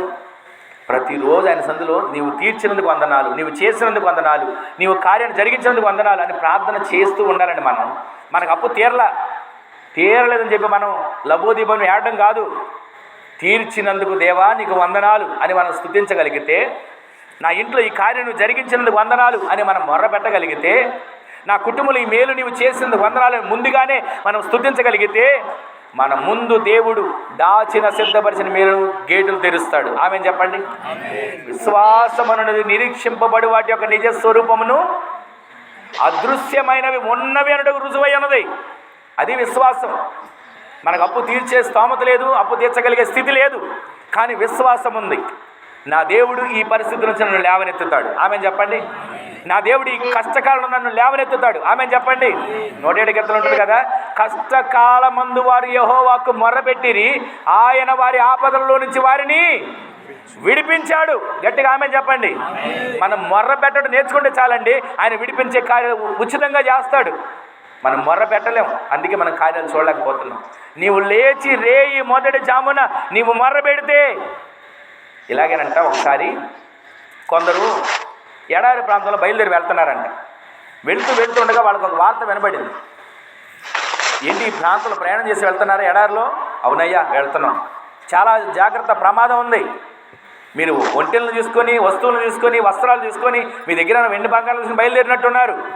దారిలో దోచుకునే వాళ్ళు ఉంటారు, దొంగలు ఉంటారు, మీకు అపాయం కలిగే పరిస్థితులు అంటే జాగ్రత్త అన్న వార్త వినబడింది. వీళ్ళందరూ ప్రార్థన చేసుకునేవాళ్ళు.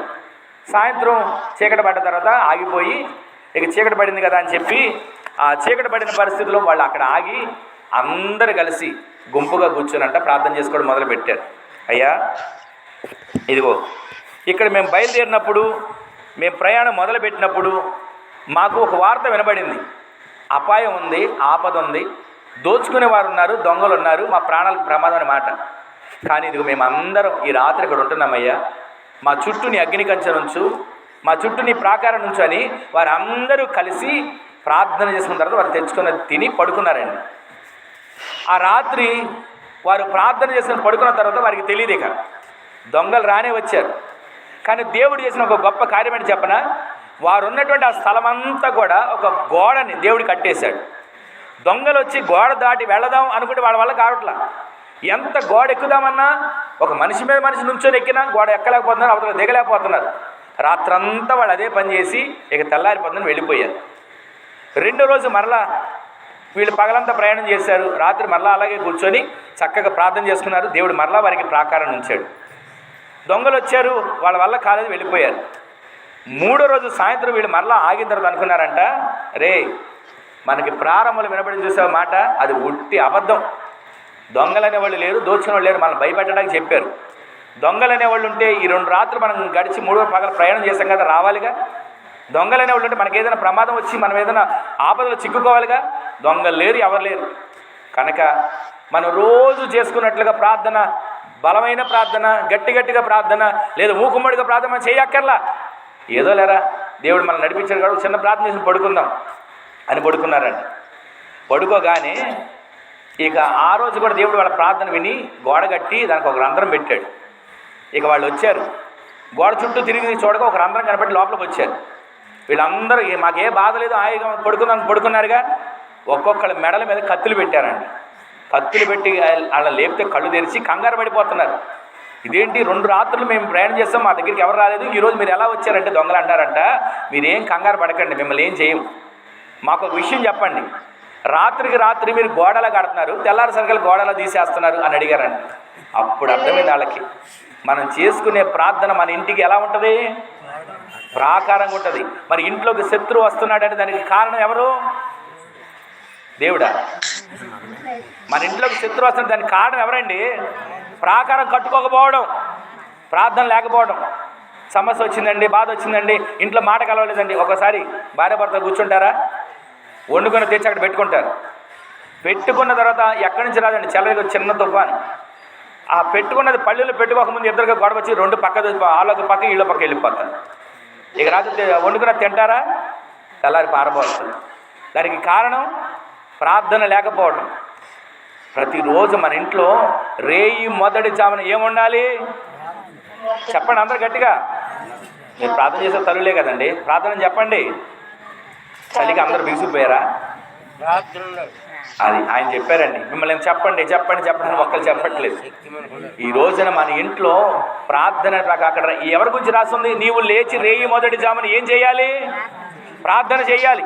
మనం అది చెయ్యం, అన్ని పనులు చేస్తాం. నేను రోజు 3 సార్లు ప్రార్థన చేస్తానండి అని ఒకటి మీరు అన్నారు అనుకో. ఎప్పుడు చేస్తారని ఇలాగ అడిగితేనంట ఒక తల్లి చెప్పింది, అయ్యా పొద్దున్న టిఫిన్ ప్లేట్ నా ముందు పెడతారు కదా, ఆ టిఫిన్ తిన్నదంతా అరగాలని చెప్పి ఒక ప్రార్థన అయిపోయింది. మధ్యాహ్నం 2వ ప్రార్థన అంట. ఎప్పుడు మధ్యాహ్నం 2వ ప్రార్థన ఎక్కడ? అబ్బా ఎంత కరెక్ట్గా చెప్తున్నారండి. రోజు మీరు ఆ ప్రార్థన చేస్తున్నట్టు ఉన్నారు. మధ్యాహ్నం భోజనం దగ్గర ఒక ప్రార్థన, అయ్యా 2 పళ్ళాలు తింటున్నాను, ఏ మాత్రం కూడా కడుపులో ఇబ్బంది లేకుండా చక్కగా అరిగిపోవాలి, ఒక ప్రార్థన. మరలా రాత్రికి పడుకునే ముందు, ఇక భోజనం వద్దండి అయిపోయిందిగా, మరలా రాత్రికి పడుకునే ముందంట, అయ్యా ఇదిగో నేను పడుకుంటాను, పగలంతా కష్టపడిపోయాను, అలసిపోయాను, శరీరం నీరసమై బలహీనత అయిపోయింది, ఇక అంతగా నేను ప్రార్థన చేయలేను కానీ ఒక చిన్న ప్రార్థన చేస్తాను. నా ఇంటి చుట్టూ అగ్ని కంచె ఉంచేయి, నా మంచం చుట్టూ నీ దేవదూతలు ఉంచు, నీ కెరూబుల్ని శరాబుల్ని మిఖాయేలు దూతని గాబ్రియల్ దూతని అందరూ నా ఇంటికి కాపలా పెట్టు. ఒకవేళ వాళ్ళు సరిపోరు అనుకుంటే నువ్వు కూడా లాఠీ పట్టుకుని నా ఇంటి చుట్టూ గోర్కావులాగా తిరుగుతూ ఉండు అని దేవుడికి ఒక ప్రార్థన చేసేసి పడుకుంటారంట. ఈ ప్రార్థన చేస్తే మనం నిత్యత్వానికి వెళ్ళగలుగుతామా? ఈ ప్రార్థన చేస్తే మనం దేవుని సన్నిధిలో నిలబడగలుగుతామా? ఈ రోజున ఆయన ఆశ్రయించే వారిని ఆయన విడిచిపెట్టడు.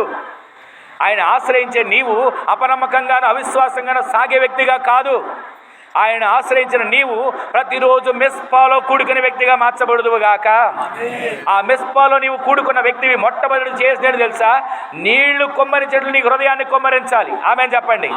నీవు కన్నీరు గార్చాలి. ఆమెన్ చెప్పండి. రెండవది, నీవు మెస్పాలోకి చేరిన తర్వాత చేయాల్సిన పని ఏంటో తెలుసా? నీ హృదయమే దేవునికి బలియాగంగా మార్చబడాలి. అలా మార్చబడితే ఆయన ఆశ్రయించిన నిన్ను ఆయన విడిచిపెట్టడు.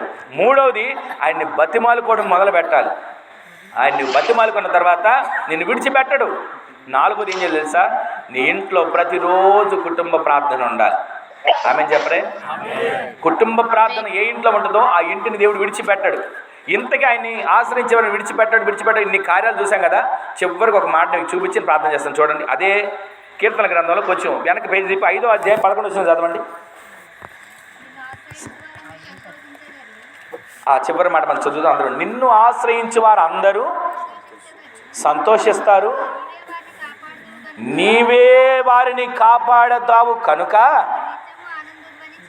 వారు నిత్యము సంతోష గానాల చేత నింపబడబోతున్నారు. గట్టిగా ఆమె చెప్పండి. ఎప్పుడైనా సరే ఆయన ఆశ్రయించిన వారిని విడిచిపెట్టే దేవుడు కాదు. ఆయన విడిచిపెట్టకుండా ఉండాలంటే మనం ఏం చేయాలో 4 విషయాలు మీకు జ్ఞాపకం చేశారు. మిస్పాలోకి మీరు వెళ్ళాలి. మీరు మిస్పాలోకి వెళ్ళిన తర్వాత కన్నీరు కార్చాలి. రెండోది, మీ హృదయమే దేవునికి బలిగా మార్చబడాలి.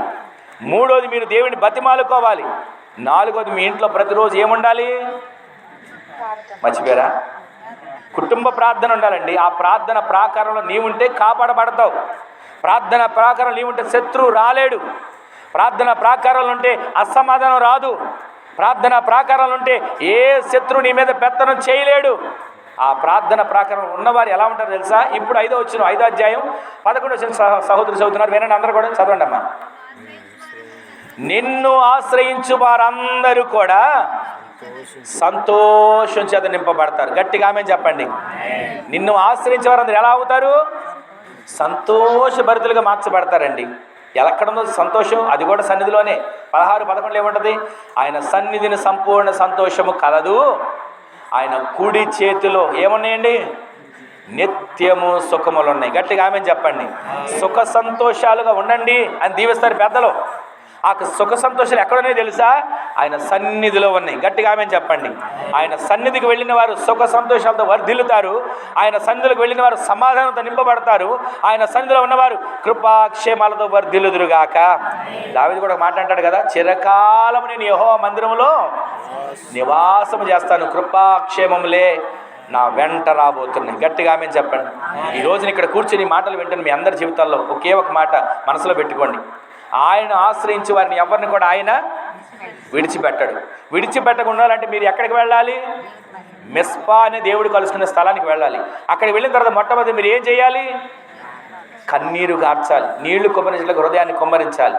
రెండవది మీ హృదయమే దేవునికి బలిగా అర్పించాలి. మూడవది మీరు దేవుని ఏం చేయాలి? తండ్రిని బిడ్డ అడిగినట్లుగా చెప్పండి, బతిమాలుకోవాలి. నాలుగవది మీ కుటుంబంలో ప్రార్థన ధూపం వేయాలి, కుటుంబ ప్రార్థన ఉండాలి. అదంతా మీరు చేసి ఆయన సందులో కనబడగలిగితే ఆయనను ఆశ్రయించిన మిమ్మల్ని అయినా విడిచిపెట్టమని చేసే చివరికి ఒక కార్యం ఏంటి తెలుసా? మీ నోటి నిండా సంతోషాన్ని ఇవ్వబోతున్నాడు. గట్టిగా ఆమె చెప్పండి. 5వ అధ్యాయం 11 నిమిషం మరొక ఒకసారి చదవడం అందరూ వింటారు. నిన్ను ఆశ్రయించువారు, గట్టిగా ఆ మాట అందరూ పలకండి. నిన్ను ఆశ్రయించువారు ఏమవుతారు? ఆ మాట సంతోషంగా చెప్పండి. మీరు ఎవరికైనా డబ్బులు ఇవ్వక్కల సంతోషంగా చెప్పండి. నిన్ను ఆశ్రయించేవారు ఎలా ఉంటారు? ఆ మాట పక్క వాళ్ళు చెప్పండి. నీవు సంతోషంగా ఉండబోతున్నావు. చెప్పండి ఆ మాట గట్టిగా. సంతోషం మీ కుటుంబంలో కలగబోతుంది. ఆమె చెప్పండి. ఈ రోజున ఈ మాటలు వింటున్న మన జీవితంలో ప్రతిరోజు ప్రతి క్షణం ఆయన ఆశ్రయిస్తే మన జీవితాల్లో ఆయన మనల్ని విడిచిపెట్టడు. ఆయన ఆశ్రయిస్తే మనకి సంతోషం, ఆయన ఆశ్రయిస్తే మనకి సమాధానం, ఆయన ఆశ్రయిస్తే మనకి నెమ్మది, ఆయన ఆశ్రయిస్తే మనకి ఆరోగ్యం. ఈ రోజునైనా ఈ మాటలు విన్న తర్వాత అయినా ఆయన ఆశ్రయించకుండా ఎవరెవరినో ఆశ్రయించి, ఆయనను ఆశ్రయించకుండా ఎక్కడెక్కడికో పరుగులు తీసి, ఆయనను ఆశ్రయించకుండా ఏదేదో కార్యక్రమాలు మనం చేసినా దేనిలోనూ కూడా మనం జయం పొందలేం. నీవు ఈ రోజు నుంచి ఆయన ఆశ్రయించగలిగితే ఈ కుటుంబాన్ని బట్టి సంతోషించి చెప్పాల్సిన మాట చెప్పనా? వారు దేవుని ఆశ్రయించారు. ఎక్కడెక్కడో ఎన్నెన్నో రకాలుగా ఎన్నో ప్రయత్నాలు జరిగినా వారి ఆధారం అంతా ఎక్కడ ఉందో తెలుసా? చెప్పారు కదా జాన్ బాబాయ్ గారికి, నాకు ఫోన్ చేస్తున్నానని. దేవుని ఆశ్రయించారండి వాళ్ళు.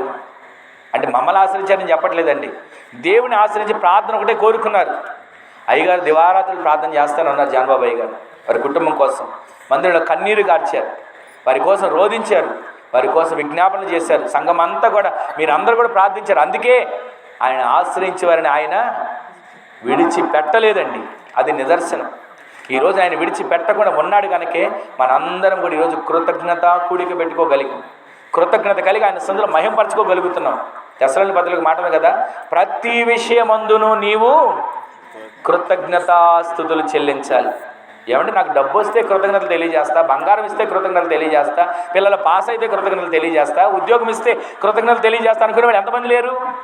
దేవుడు నాకు అది ఇస్తే నేను ఇది చేస్తా, చాలామంది ఉంటారు.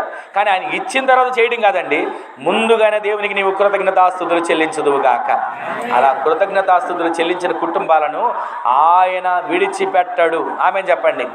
ఈ రోజున ఇంతవరకు కూర్చొని చల్లో మాటలు వింటున్నారు కదా, మీరు ఆయన ఆశ్రయించగలిగితే, మీరు ఆయనను వేడుకోగలిగితే, మీరు ఆయన సన్నిధిలో మొర్ర పెట్టగలిగితే, మీరు ఆయన సన్నిధిలో కన్నీరు కార్చగలిగితే, మీరు ఆయన సన్నిధిలో బతిమాలుకోగలిగితే, మీరు ఆయన సన్నిధిలో మీ హృదయాన్ని బలిగా అర్పించగలిగితే ఆయన నిన్ను విడిచిపెట్టాడు, నీ కుటుంబాన్ని విడిచిపెట్టాడు, నీ బిడ్డలను విడిచిపెట్టాడు, నీ ఉద్యోగాన్ని విడిచిపెట్టాడు, నీ వ్యాపార వ్యవసాయ నీ చేతి పనులను విడిచిపెట్టక నిన్ను వర్ధిల్ల చేయనుగాక. ఆయనను ఆశ్రయించే వారిని ఆయన సంతోషభరితులుగా మార్చబోతున్నాడు. ఆమె చెప్పండి. ఆయనను ఆశ్రయించే వారిని ఆయన సమాధానంతో నింపబోతున్నాడు. ఆమె చెప్పండి. ఆయనను ఆశ్రయించే వారిని ఆయన చివరికి ఏం చేయాలి తెలుసా? కాపాడబోతున్నాడు. అక్కడ రాసిన మాటే 5వ అధ్యాయం 11 5వ కీర్తన 11 రాసిన మాట, ఆయనను ఆశ్రయించే వారిని ఆయన కాపాడుతాడు, ఆయన ఆశ్రయించే వారికి సమాధానం ఇస్తాడు, ఆయన ఆశ్రయించే వారికి సంతోషాన్ని ఇస్తాడు. ఎన్నో విషయాలు ఉన్నాయి. క్లుప్తంగా నేను మీకు ముగిస్తున్నాను. ఈ రోజు నీ మాటలు వింటున్న మన తర్వాత ఎవరిని ఆశ్రయిస్తున్నాం? ఎవరైపు చేతులు చాపుతున్నాం? ఎవరిని నమ్ముకుంటున్నాం? ఎవరి వైపు వారు నాకు ఇది చేస్తారు, వాళ్ళకి అది చేస్తారు ఎదురు చూస్తున్నాం?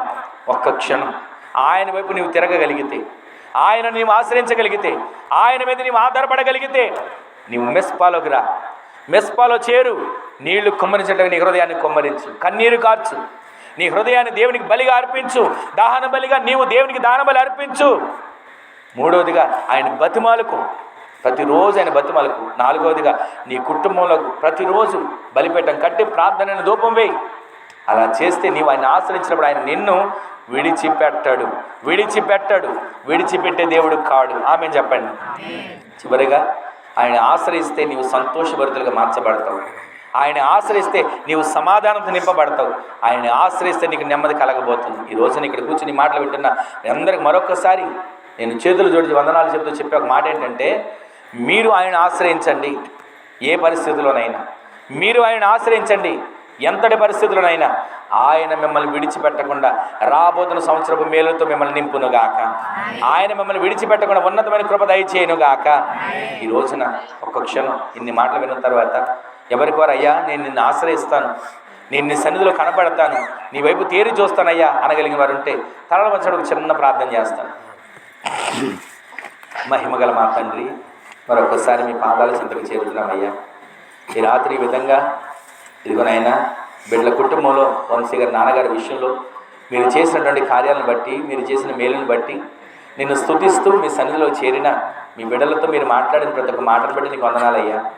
నిన్ను ఆశ్రయించే వారిని నువ్వు విడిచిపెట్టే దేవుడు కాదని, అలా ఉండాలంటే ఏమేం కార్యాలు చేయాలో ఒక్కొక్కటి మీరు తెలియజేస్తూ వచ్చారు.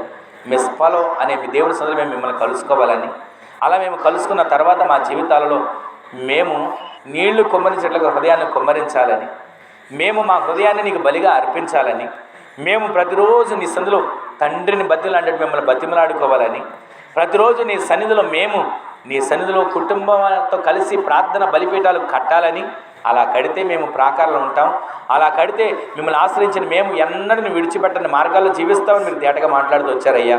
తండ్రి, చివరిగా నిన్ను ఆశ్రయిస్తే సంతోషమని, నిన్ను ఆశ్రయిస్తే సమాధానమని, నిన్ను ఆశ్రయిస్తే నీవు కాపాడే దేవుడు అని మరొక్కసారి మీరు మా పట్ల రుజువుపరుచుకున్నందుకే మీకు వందనాలు చెల్లిస్తూ, నాయన ఈ కూడికలో పాలుపొంగులు పొందిన ప్రతి వారిని, దూరాన సమీపన శబ్దాంతరం ద్వారా ఈ మాటలు విన్న ప్రతి ఒక్కరి కుటుంబాలను మీరు ఆశీర్వదించండి. మరొకసారి స్థానికంగా సేవ చేస్తున్న జాన్బాబాయి గారి కొరకు, సేవ కొరకు, పరిచర్య కొరకు, సంఘ పెద్దల కొరకు ప్రార్థన చేస్తున్నాం. ఇక్కడ కూడిన కుటుంబాలన్నిటి కొరకు ప్రార్థన చేస్తున్నాం. మరి ముఖ్యంగా వంశీ వాళ్ళ నాన్నగారికి మంచి ఆరోగ్యం కొరకు అయ్యా, వారి కుటుంబాల కొరకు ప్రార్థన చేస్తున్నాం. దీవించి ఆశ్రయించి కృపతో దయచేయండి. నిన్ను ఆశ్రయించిన బిడ్డలుగా, నీ మీద ఆధారపడుతున్న బిడ్డలుగా నిలిచిన ప్రతి ఒక్కరిని నీవు విడిచిపెట్టే దేవుడు కాదు అని మరొక్కసారి మీరు రుజువుపరుచుకున్నందుకై మీకు కృతజ్ఞతలు తెలియజేస్తూ మేము మీకు ఆరోపిస్తూ, ఈ విధంగా ఈ కూడిక మహిమకరంగా జరగడానికి మీరు కృప చూపించినందుకై కృతజ్ఞతలు తెలియజేస్తూ, నజరేయుడైన యేసు క్రీస్తు పరిశుద్ధమైన శక్తిగల నామంలో స్తుతించి ప్రార్థించడానికి వేడుకొని పొందుకొని ఉన్నాము పరమ తండ్రి, ఆమేన్. ఒకసారి మీ అందరికీ వందనాలు. సామాజిక ఇష్టమైన